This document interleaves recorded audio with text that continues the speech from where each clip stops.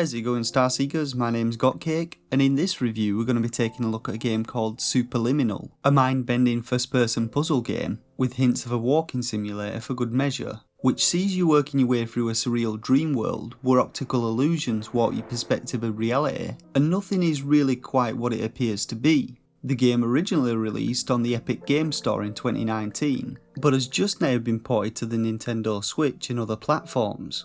Now, as always, hit that like button if you enjoyed this review, and do consider subscribing to the channel as my content may be just the thing you're looking for. I often review a lot of smaller Switch indie games that many other channels don't cover, in an attempt to highlight those hidden stars, and shame those terrible shovelware games. So as we hit the main menu, we can quickly check out the game's options, which feature some gameplay settings such as language, subtitles, control sensitivity and camera shake, and in the audio settings we can modify the volume of the game's music, sound effects and voiceovers. We also have an achievements menu with a list of optional objectives for us to complete as we play through the game, and finally we can check out the game's credits from the main menu. After we're done with all this lark, we can then start a new game and are given a brief epilepsy warning before it begins. So as the game opens, we see a TV advertisement for something known as SomaSculpt, a type of experimental dream therapy program run by the Pierce Institute. After drifting off to sleep, we then find ourselves in a room with a couple of analog sticks on the wall, instructing us on how to move and look around. In doing so, we see the room appears to have no exit and contains a single desk, upon which a contract lays, awaiting our signature. After we get done signing it, we turn around to find a doorway has materialised out of nowhere, and we have no other option but to walk through it and see where it takes us. In the next room we find another table on which lies some chess pieces, and a handwritten note with the words "Perception is reality" written on it. And following the note's instructions, we grab a chess piece by pressing the A button. After carrying it through to the next corridor, we find a giant rook piece barring our way, and in our surprise we drop the pawn piece, which incredibly grows in size.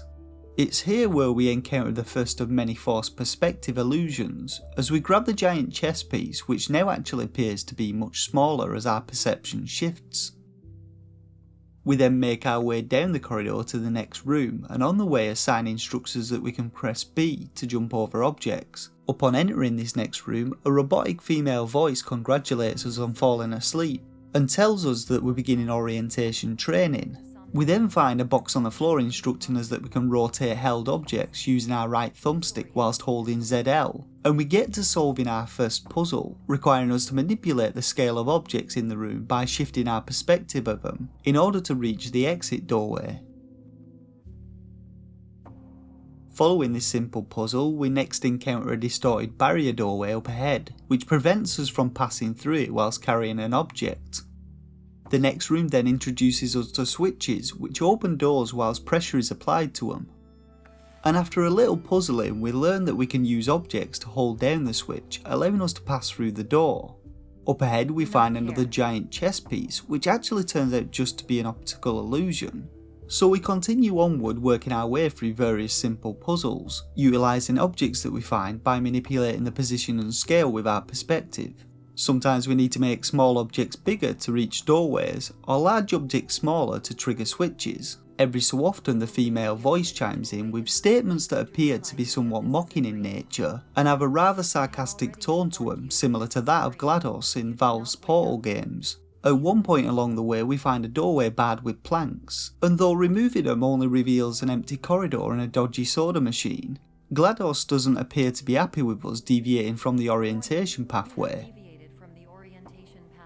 So after reaching what appears to be the end of this orientation pathway, we operate a door switch only to find it blocked by a brick wall.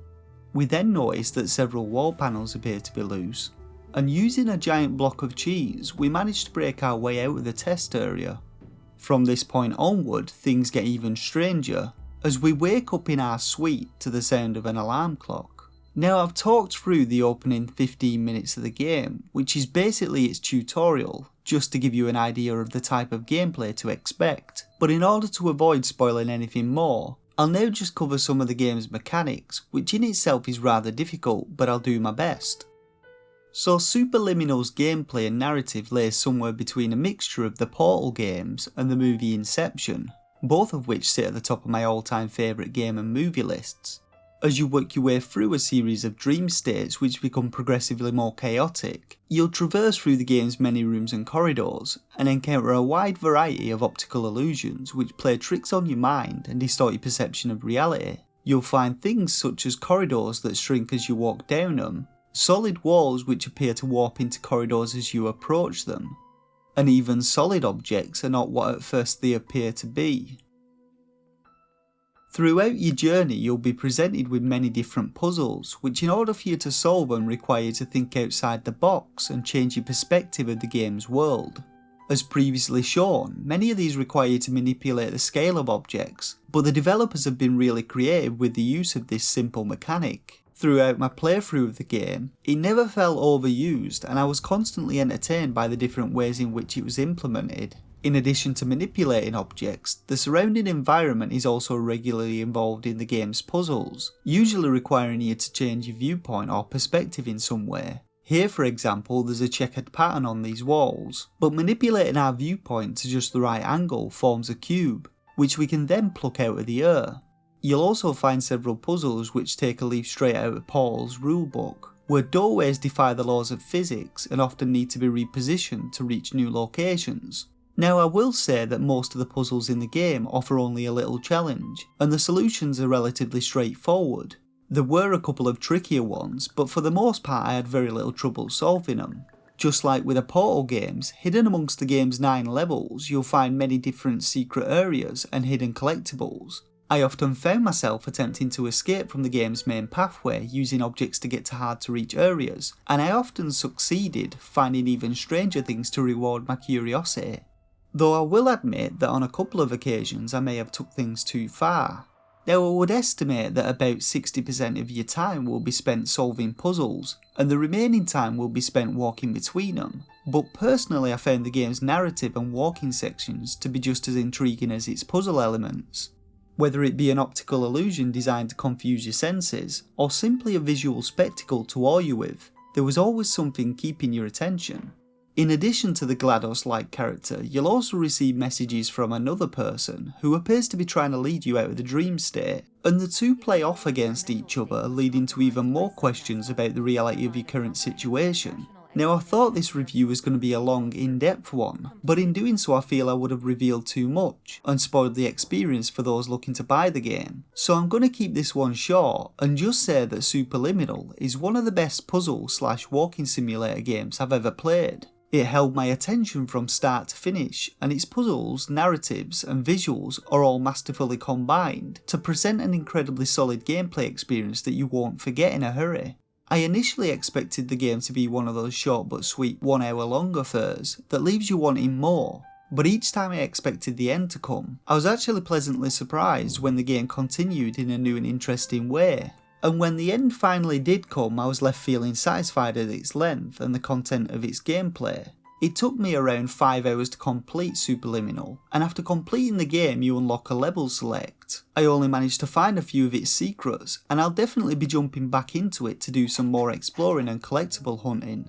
One final thing I'll say is I did encounter a few minor issues with the game, such as strange splits in some surfaces and choppy movement in a few areas, but nothing game breaking. I was also playing a pre-released version of the game, and the devs have said they'll be patching it on release, which should hopefully solve some of these issues. So now we come to rating the game. Now I rate games between 1 and 5 stars, with a shovelware stamp of approval reserved for the worst games on the eShop. This rating is based on my own personal opinion on what a game has to offer in terms of gameplay and value for money to potential buyers, and for a rating I'd give Superliminal 4 out of 5 stars. If you love first person puzzle games, walking simulators, or just games featuring surreal or perception altering mechanics, then I highly recommend you play Superliminal. It's not an incredibly long game if you just play it from start to finish, but in my mind it's a case of quality over quantity, and while it's one of the more expensive indie games on the eShop, I would personally say that it's worth the asking price. You can get the game from the UK Switch eShop currently with 20% off for £12.95, or from the US eShop for $16. Alternatively, the game's also available on the Epic Games Store, Xbox One, PlayStation 4, and may be coming to Steam in the near future. And that's it for this review of Superliminal. Let me know your thoughts and opinions in the comments section below. Remember to hit that like button if this review helped you out, subscribe to be notified of future Switch indie game reviews, and jump onto the Starseekers Discord server to join the growing community. For now though, I just want to say thanks once again for watching, and until next time, game on.